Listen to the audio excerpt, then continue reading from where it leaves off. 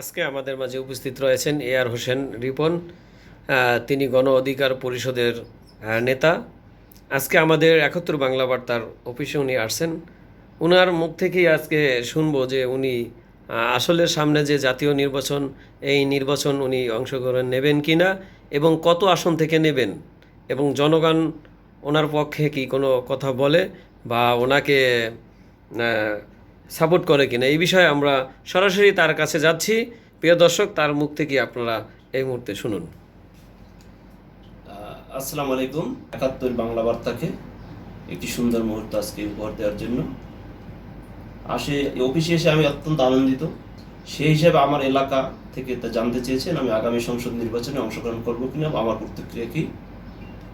আসলে প্রতিটা দল একটি নির্বাচনমুখী। আপনারা জানেন যে আমি গণ অধিকার পরিষদে পিরোজপুর জেলার সিনিয়র সহসভাপতি হিসেবে আছি। সেই হিসাবে আমারও পূর্বের অভিজ্ঞতা আছে নির্বাচন করার, তাই একটা নির্বাচনমুখী দল। সেই হিসাবে আমি পিরোজপুর ১ আসন থেকে নির্বাচন করতে চাচ্ছি। আমার এলাকা পিরোজপুর, নাজিরপুর ও ইন্দুরকানি নিয়ে পিরোজপুর ১ আসন। মানুষের ডোর টু ডোর গিয়েছি, সবার সাথে আলাপ করেছি। সবাই বলছে যে আপনি আসেন, আপনার মতন একজন লোক আমাদেরই দরকার। আমরা পূর্বে অনেক কিছু দেখেছি, অনেক লোক আমাদের আশা দিয়ে আশাহত করেছে। সেই হিসাবে আপনি যদি আসেন, সেই হিসাবে ব্যক্তিত্ব হিসাবে বা নিজের ক্ষমতা বলে পিতার পরিচয় বা অন্য কারো পরিচয় দিয়া আমরা এই পিরোজপুর আর চলবে না। সেই হিসাবে সবাই আমাকে সাপোর্ট দিয়েছে।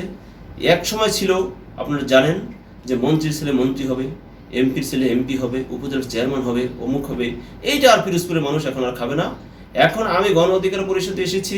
এখানে একটি তারুণ্যর দল এবং এরা মনে করেন মেহনতি শ্রমিক জনতা নিয়ে এই দলটা তৈরি হয়েছে। এরা পুরো বাংলাদেশের টাইকন ভিপি নুরুল হক নূর, তিনি তার প্রতিষ্ঠিত হাতে করা একটি সংগঠন। মানুষ তারুণ্যের দিক ঝুঁকছে এবং আপনারা দেখছেন গণ অধিকারের একটা প্রাপ্তি কি। গণ অধিকার এই পর্যন্ত, এই ৫ই আগস্টের পরে এখন পর্যন্ত গণ অধিকারে কোনো চাঁদাবাজ টেন্ডারবাজির কোনো স্থান নাই। কিন্তু সব দলে এরকম যদি একটা কোনো ডকুমেন্ট বা প্রমাণ আপনারা দিতে পারেন, তাহলে আমরা সেই দলের প্রতিনিধিত্ব করতে এসেছি।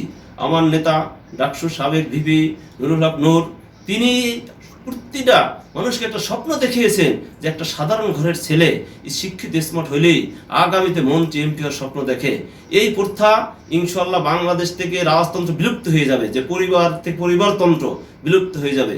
তাই প্রতিটা সাধারণ মানুষ আমার পাশে আছে। আমি কথা বলছি, আগামী নির্বাচনে ইনশাল্লাহ পিরোজপুরের মানুষ ব্যালটের মাধ্যমে আমাকে সংসদে পাঠাবে, এই আশাবাদ ব্যক্ত রেখে